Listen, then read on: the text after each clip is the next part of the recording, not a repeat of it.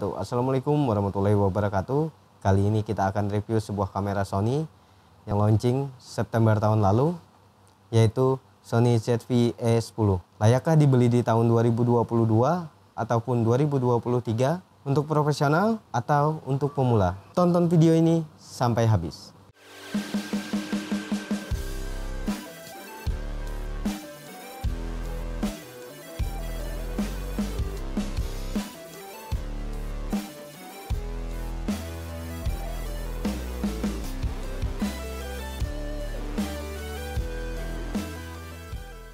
Disclaimer dulu, video ini tidak disponsori oleh Sony maupun toko kamera lainnya, dan catatan juga buat kalian, di sini saya review secara subjektif, artinya sesuai pengalaman saya. Dan juga review ini tidak secara mendetail karena banyak channel-channel seperti ST Media, Info Fotografi, Insight Cam dan lainnya sudah membahas secara mendetail tentang spesifikasi Sony ZV-E10.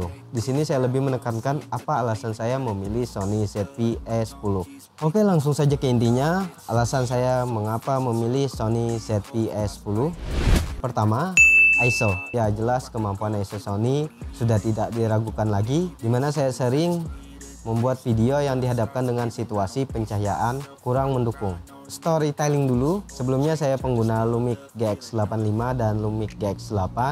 Kalian juga bisa lihat reviewnya di atas ini atau di deskripsi, dimana saya sering menggunakan bantuan lighting untuk pembuatan video, jadi saya perlu tambahan tenaga ekstra untuk setup lokasi shootingnya. Setangguh apa kamera ini di keadaan low light? Silahkan simak video ini dan pastikan nonton di resolusi tertinggi. Di ISO 800, sekarang kita coba naikkan ISO 1000. Apakah masih aman? Di ISO 1000. Kemudian kita naikkan lagi ISO nya jadi 1250. Kita naikkan lagi 1250. Sekarang ISO nya kita naikkan lagi 1600. Apakah masih aman? Silahkan kalian nilai. Kemudian kita naikkan lagi ISO nya jadi ISO 2000. Karena overexposure kita naikkan shutter speednya. Oke, ISO 2000. Kemudian kita naikkan 2500.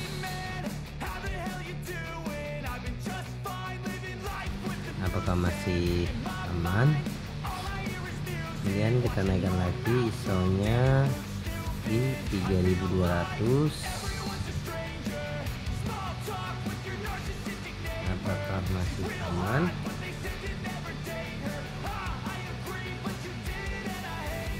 Ini kita syuting di 4K.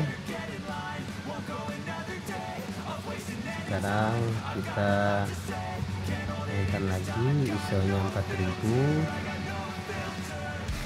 Speednya turunin karena 2 kali frame rate. Naikkan aperturnya 4 ya. Gimana ISO 4000? Sekarang kita naikkan lagi ISO 5000. Apakah noise nya masih aman?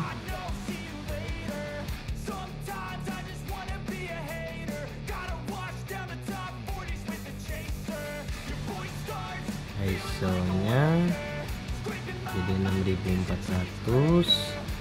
Apakah masih aman?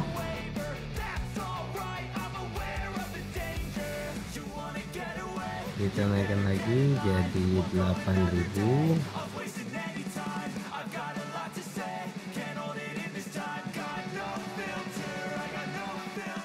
Sekarang kita naikkan ISO nya 12800. Apakah noise nya masih sudah terlihat? Sekarang kita naik 1600 dengan F nya kita naikkan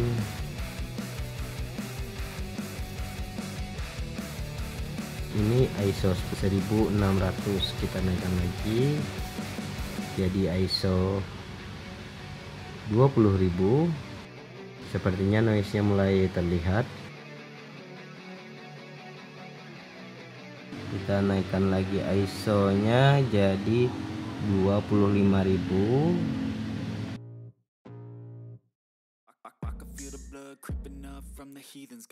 Dan naikkan ISO sampai 32.000. Nah, kalau ini di LCD sudah terlihat, tapi nggak tahu ya di hasil videonya. Jadi ini ISO 32.000. Apakah ada noise atau tidak?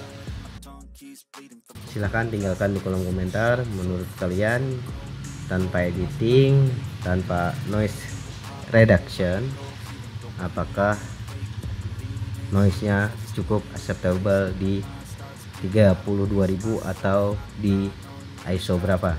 Silahkan tinggalkan di kolom komentar. Kedua yaitu autofocusnya. Kita semua tahu pada saat ini autofocus Sony sudah tidak diragukan lagi, dan yang membuat saya suka tingkat responsivitasnya kita bisa setting dari low sampai high. Kenapa saya mengandalkan autofocus? Karena kalau kita pasang di gimbal atau stabilizer kamera, kita perlu ekstra budget lagi untuk membeli paket yang include focus pullernya. Jadi dengan autofocus yang bisa diandalkan, kita bisa menekan budget untuk membeli stabilizer kamera. Ketiga, LCD. LCD-nya sudah articulating screen.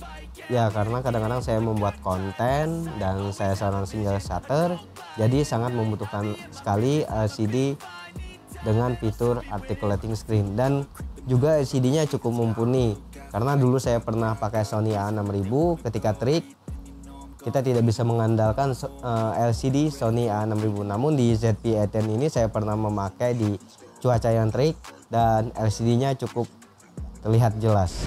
Keempat, fitur videonya. Ya, kalau dilihat dari fitur videonya, kamera ini cukup mumpuni untuk saat ini melihat dari spesifikasi yang ditawarkan.